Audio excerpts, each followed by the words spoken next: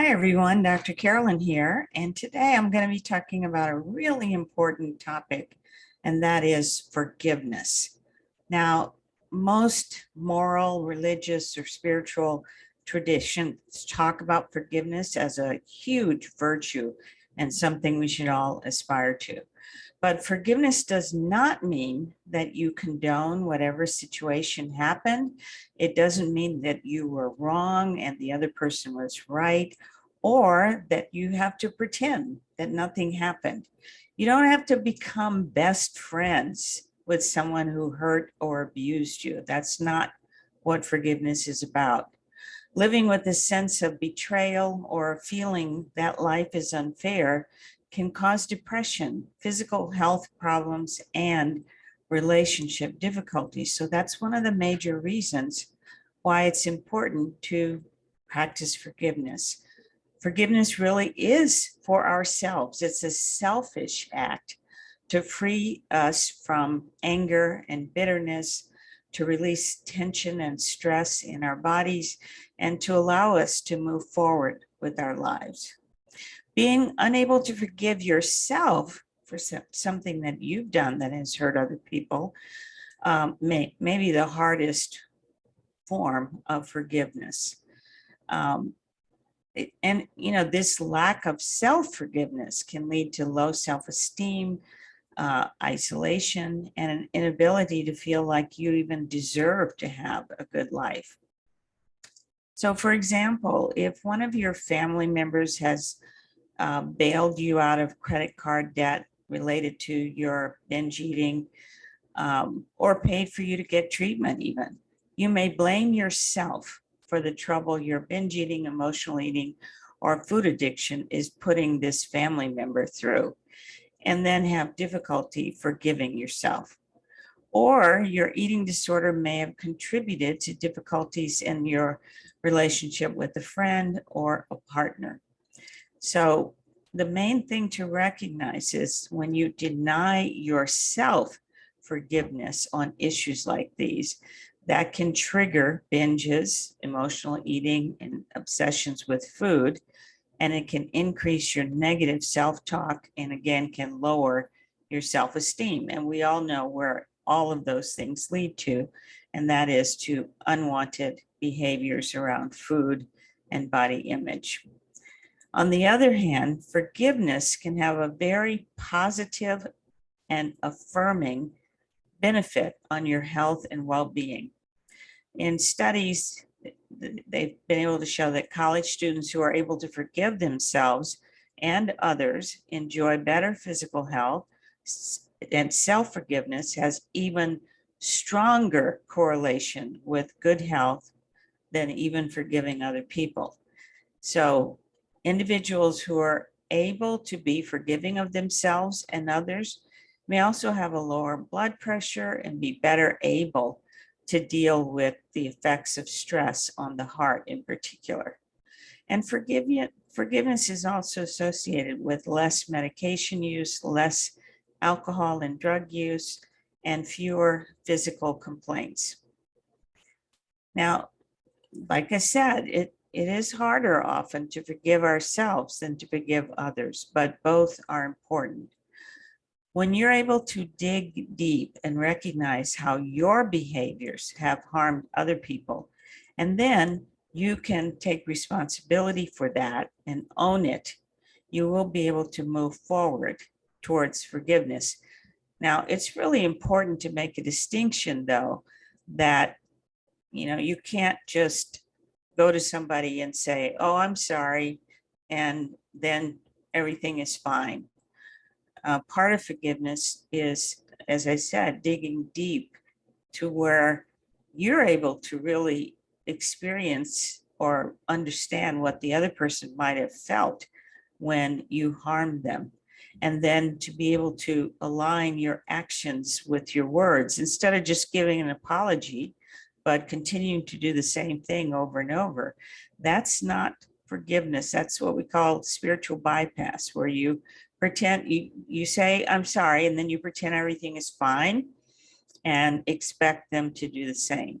When you have harmed someone, there may be a period of time that it takes for them to process and to forgive you. And you have to be willing to accept that their time frame may be different from your own. So, apologies are just words, and it's easier to say than to actually demonstrate how sorry you are by changing your behavior. So let's just look at an example. Many people with binge eating, food addiction, and emotional eating don't like to go out to dinner with family or with friends because they're embarrassed about eating in public. Well, let's just say that you're in recovery and you made a promise to your family to join them for the weekly family dinner, and then you don't show up. So there's a couple of ways you can handle that. Just think about that for a moment. How can you own and be responsible for not showing up? Well, one way is the one I discussed where you say, oh, I'm sorry, and then make excuses for why you didn't show up and be defensive and try to justify. And that's not going to really go over very well. The second way, and there's a couple ways you can do this, is to own it and say, I'm really sorry, I missed it. I didn't realize how much just the thought of going to the family dinner would be triggering for me. And I feel like maybe I'm a little too early in my recovery to do that. Or you could identify a trusted person who will be at the family dinner and ask for their support. Could you pick me up? Could I have a sign if I'm getting overwhelmed that, you and I could go outside and take a break and take some deep breaths, or whatever would work for you. But again, it's important that your intentions and your actions line up. That's what's important about being in recovery, because when you're not in recovery, your intentions and actions often are completely distant from each other. Like I said earlier, you can say, well, I meant to come to the dinner. So, what do you expect from me? Well, that's a sign of, showing your attention, but not aligning it with an action, appropriate action. So I wanted to just give you some homework to help you go a little deeper in understanding both forgiveness of others who have harmed you and forgiveness of yourself for the harm that you may have caused to others or even to yourself. There's even the possibility of using forgiveness just to apologize, for example, to your body for what it's gone through with your eating disorder. But that's, that's a little bit farther down the line. So let's just look at the homework. And I'm suggesting, and I'll put this in the show notes. The first thing is to journal about situations or people who have harmed you. Ask yourself what emotion you have about this.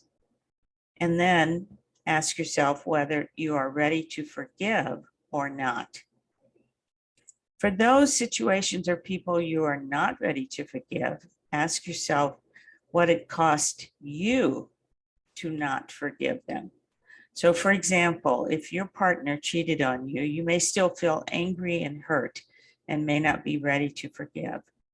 But the cost of not forgiving should be recognized. And that could be, for example, that the continuing anger has affected your ability to work successfully with your ex-partner on issues related to your kids. It also may be harder to trust going into the next relationship. Maybe harder for you to be trusting because of that inability to forgive. I'm also including a link to the forgiveness meditation that I would suggest that you listen to on a daily basis. I would suggest you listen to it every day for a month, but let's start with trying to listen to it every day for a week. Okay, I hope this was helpful for you and that you'll start your own journey to forgiveness soon. please be sure and give us a ranking or 5 stars on whatever platform you listen to the podcast. And please share the podcast with anyone you think might be interested in it. I want to remind you that I'm still offering a free copy of the Food Addiction Recovery Workbook. I pay for the book and you pay for a small shipping or handling fee. And you can get the hard copy or the ebook, the digital copy. Finally, I don't want you to forget that we have a fall anchor program starting in 2 weeks.